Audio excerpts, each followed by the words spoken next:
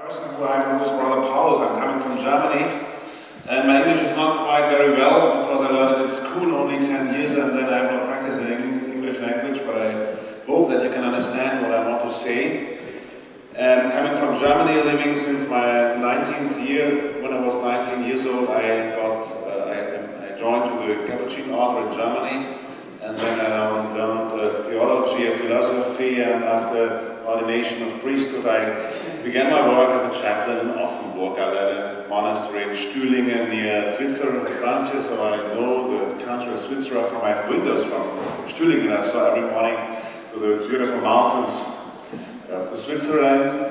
And then I was 6 years in the eastern of Germany in a small community living with the poor to share their life, their experience. And after that I was moved to Frankfurt am Main, and I was the leader of the convent of Frankfurt. And in Frankfurt I was invited to get to the television and make something in television and radio and so on. And now I'm living in Dieburg because my order appointed me to be a headhunter. And I'm going to Germany, and I'm looking for the young people, and I make assessment centers to prove them if they are strong enough to begin a Capuchin life. It's very hard to find persons who have this strength to come with us. Most of them, they want to have much money, but if you go to the order, there is no money for the personal office we have to do. Now, very welcome. We are now here together to have a little talk about innovation and technique. You see me, it's okay. Innovation and technique. And I wonder, we can have the first round here, the first speech about the question, what is innovation? Everybody is talking about innovation, to make new something. And if you go in an office or in a shop, you see new. But if you see new, we cannot believe that so many things can be really new. And what is, if you have to give a definition, what is innovation? What do you mean? What is innovation? That's a good question. From the perspective of the Silicon Valley people, innovation is a requirement.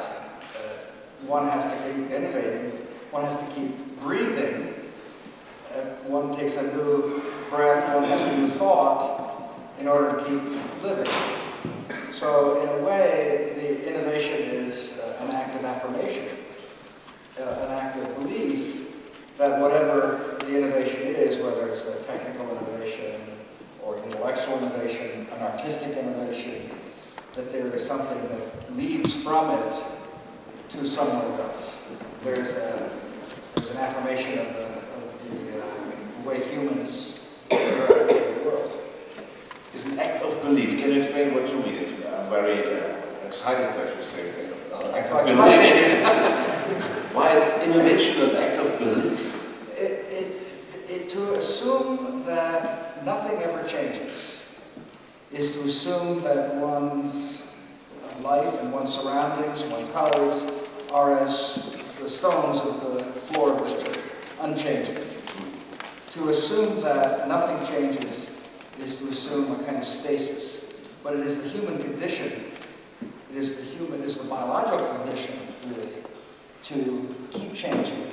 If an organism doesn't keep moving, it doesn't live. It doesn't have an existence. It doesn't have a future.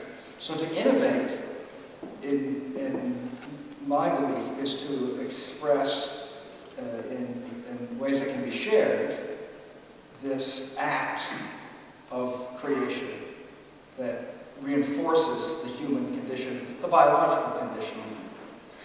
Fabio, I can ask you what is innovation for you, but I'm very serious to hear what was the first innovation you got in your life? When I was in school, that I discovered that you need a new diary to write my appointment. I was 7 years old. And the school was not able to organize my life. And the first innovation was to get a diary? No, I think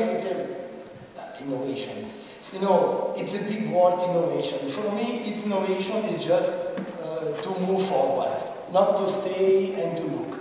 Innovation, every person can be innovative.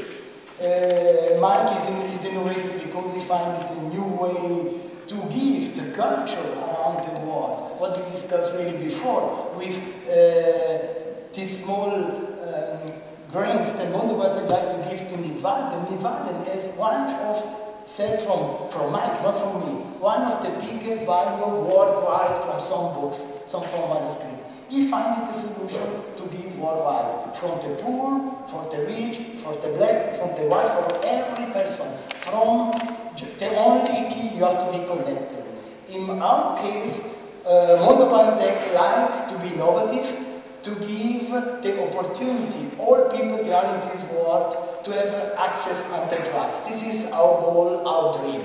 Because today, if you look around the world, it's not normally that we speak about technology, we speak about the future, and any person take care about 7,000 diseases in Europe and America, 55 million people are sick, some people of this diet, and any person look about this.